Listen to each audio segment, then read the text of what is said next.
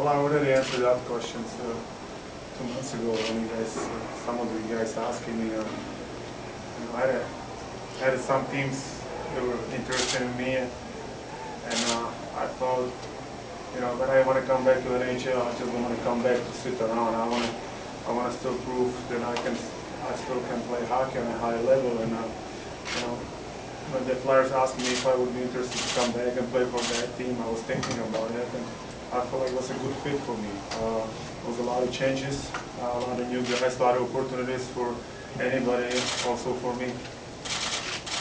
Now, Jaromir, what's the biggest adjustment for you coming back into North America after 3 years? The rinks are, and everything else. Well, you gotta wait and see. I cannot answer you that after first practice. A lot of people saying that the league has changed.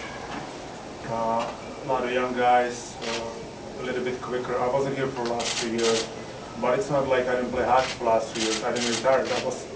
I was just playing in a different league, on a different ice. I think that's going to be the biggest difference, the ice, and it's probably going to take me some time to adjust, but hopefully it's going to be quick. Jaromir, what do you say to people that wonder whether you have anything left at age 39? I'm sure you've heard that before. Well, I'm not going to say anything right now. There's probably a lot of people who wonder if I still can play. It's fine with me. I'm not 21 trying to prove you something with my words. You just have to wait and see. I can promise you one thing. I'm gonna give my best shot to play on a high level. Don't forget I'm 39. I didn't come here just for 1 year to impress myself. I'm not saying I'm gonna be dominating. I'm not saying I'm gonna play good, but I can promise you I'm gonna do all the right things to play. Can you talk about your relationship with Michael Nylander? And obviously, everyone knows the success that two of you had, in New York. You're obviously happy that he's here on a tryout, but hopefully longer.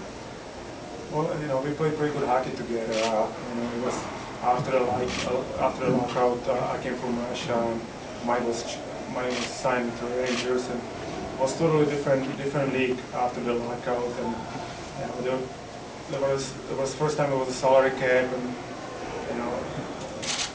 I think Mikey got the opportunity to play, and there was a lot of guys, who got the opportunity to show that they can play, and we're lucky we run a New York Rangers. Nobody really believed us.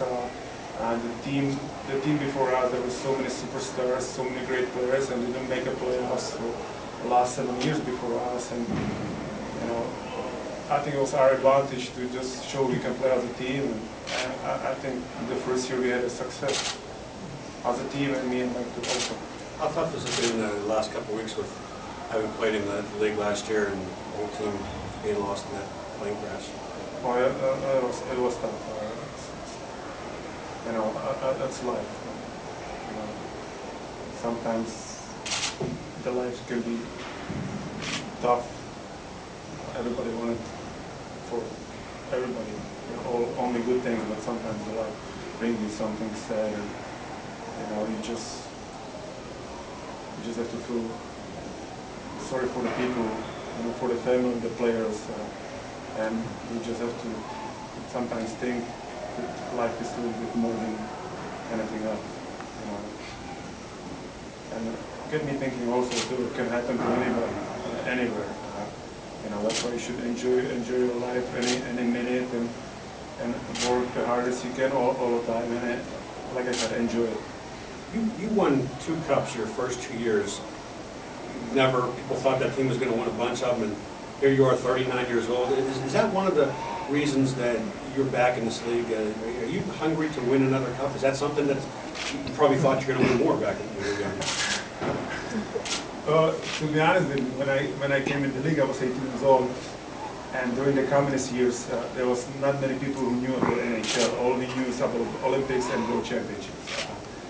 And that was the first time out of the house. I was a little bit homesick, and I want to go home after the season, and we would keep winning, won the Stanley Cup, and I didn't really appreciate what I won. And I thought it's going to be like that every year, and we had a great team. I was very lucky. I was playing with a lot of great players, I can learn from. That was probably the best thing that happened to me over my hockey career. But